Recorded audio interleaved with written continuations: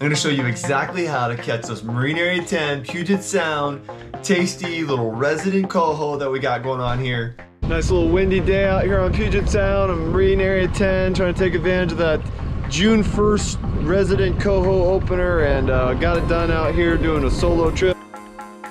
You gotta start with where to fish. There's basically three primary areas in Marine Area 10 where we fish for these little coho. There's the Shill Shoal area, there's Jeff Head, and then there's the oil docks or Richmond Beach, that area. And this was my first day out in the season, although I had been keeping track of it from the creographs on pnwbestlife.com. Go there to keep track of your favorite fisheries. And so I knew the catch rate was very good. I knew there was fish, but I didn't know where they were. So I started at Shill Shoal, and I did the kind of standard troll out there, and 350, 450 feet of water out around the krill line in that area, no fish.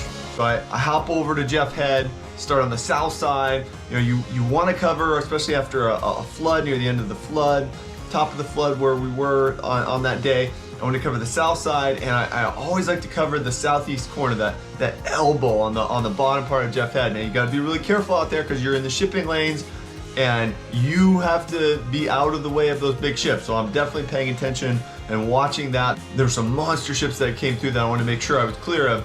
But I picked up my first fish, just trolling kind of north along that elbow. And as you can see from my tracks here, I tried to repeat. You should always do this with coho fishing because they're a school fish.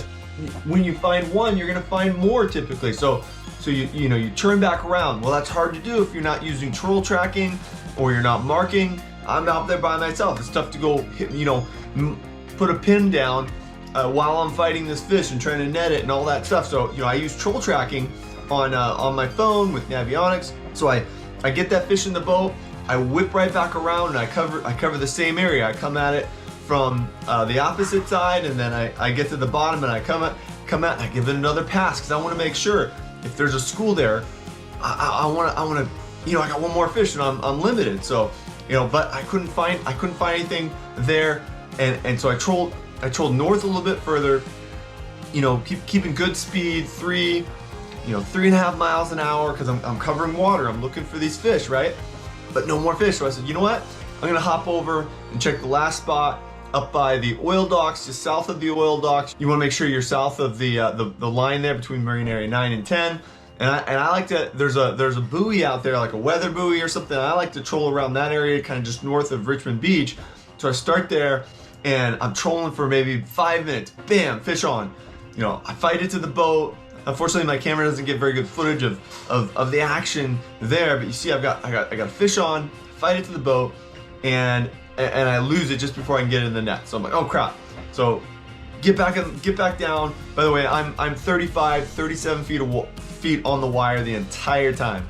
On the downrigger. You don't want to be very deep. These fish are feeding near the surface. Stay under 50, 55 feet on the wire, and you'll be fine. I get back down, turn back around, and don't hit any fish, right? So I get to the place where I started, turn back around again. I'm trolling along for a few minutes, and then one of the things you gotta do with coho is you want to zigzag.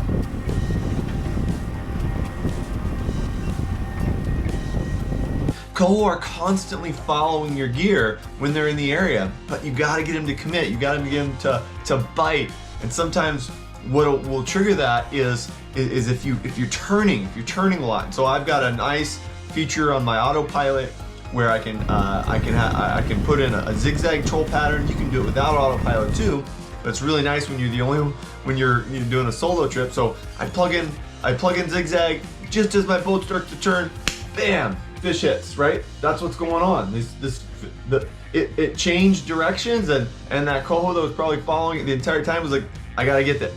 It's leaving. I gotta commit. So they take it, fish on, land that fish. There's my second fish. I'm limited out. Took me all of 15 minutes in that spot to hook 2 fish. If I'd started there, I'd been done right away. Real quick on that first fish I hooked on the elbow at Jeff Head, I was getting ready to pull my gear and run to the oil docks. So what I always do when I'm coho fishing with downriggers is, you know, I reel down, I get it off the clip, and then you leave it alone. Don't touch it. Just let it rise and do its thing in the water column.